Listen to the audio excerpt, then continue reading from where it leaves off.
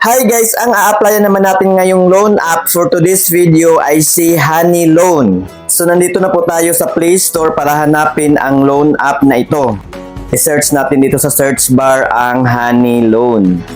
At ito po yun siya guys, oh. At ang company name nito guys ay Dainino Fintech Holding Limited. So ngayon tingnan muna natin ang kanilang about this app. So nirelease ito dito sa Play Store guys noong May 27, 2025. At in-update po ito noong December 17. So last month lang po, 2025. So ngayon guys, i-install na natin. At nais ko lang pong ipaalam sa inyo guys na ang kumpanya ng loan app na ito ay wala po sa listahan ng mga registered loan app sa SEC o sa Security Exchange Commission. So hindi po ito rehistrado guys o baka na-revoke na po ang kanilang license. So ano naman kaya ang pambubudol sa loan app na ito? So we'll see guys, hindi natin ito malalaman kung hindi natin na-applyan. At ayan po guys, na-install na po siya. So ngayon i-open na natin.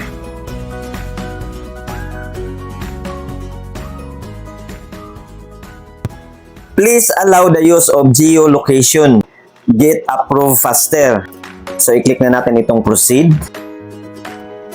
And then, click mo natin while using the app.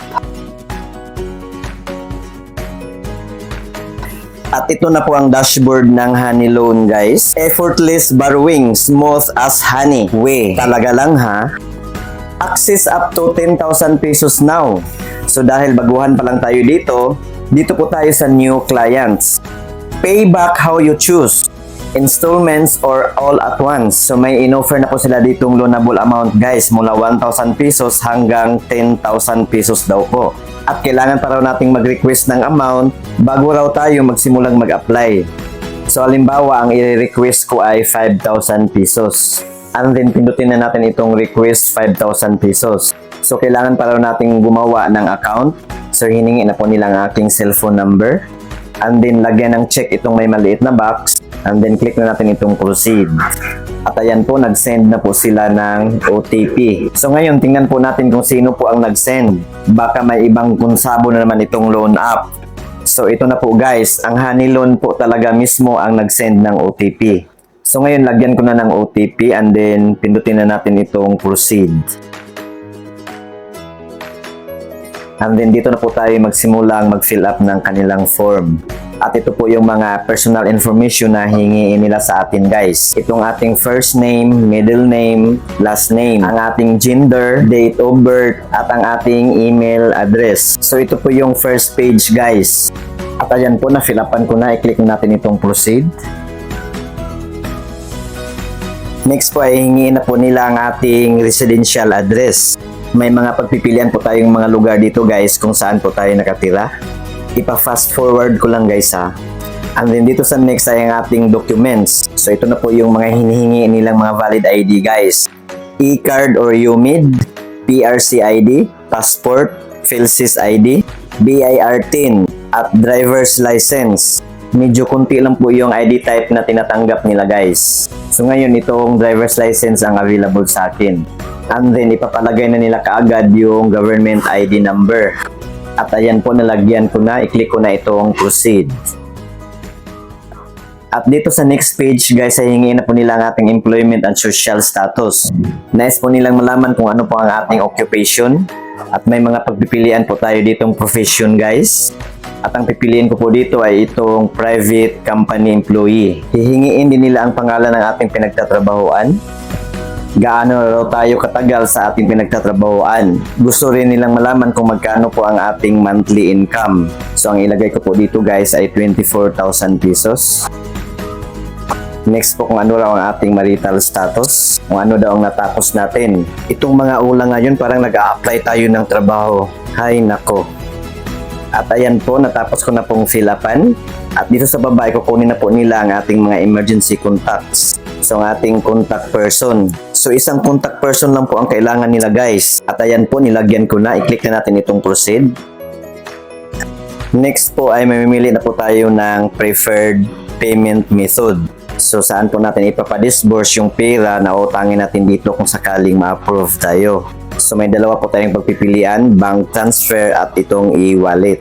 At dito sa e-wallet, ang pwede po natin pag-transferan ng ating pera ay sa GCash lang po at Maya. At ang pipiliin ko po dito guys ay dito sa bank transfer. At ito po yung mga bangko na pwede nating disbursan ng ating pera dito. At ang pipiliin ko po dito ay ang aking Philippine Savings Bank account or PS Bank. And then ilagay ko na po dito sa baba ang aking bank account number. And then i-click na natin itong apply for a loan.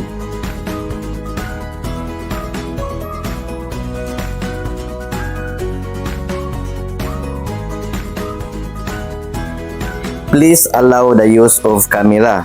So i-click na natin itong proceed. Then click while using the app. Verify your identity. At dito na po tayo magsi-selfie guys at picturean ang ating valid ID. I-click na natin itong continue. So kailangan na po nating mag-submit ng valid ID. So i-click na natin itong try now. At may mga reminders pa dito guys. So i-click na natin itong I understand. So auto capture po ang sistema sa pagkuha ng ating valid ID guys. Ipa-fast forward ko lang guys ha. Medyo natagalan ako dito guys. Mabagal po mag-detect ang kanilang system. Nakailang ulit po ako nito guys. Puro invalid. Tulad nito guys. O invalid photo. Inulit ko na naman. At ayan po guys. Okay na po siya. Next po ay kailangan na po nating mag-selfie. I-click na natin itong start capturing. So auto capture pa rin ang ating pag-selfie dito guys. At ayan po, processing na po siya. Ni-review na po nila ang aking mga information na nilagay. Congratulations on completing the verification step. At ayan po guys, ni-review na po nila ang aking application. So maghintay na lang tayo sa result. At ayan po guys, ang bilis ng result. Sorry, we are currently have no offers for you. Please come back and try again in 30 days.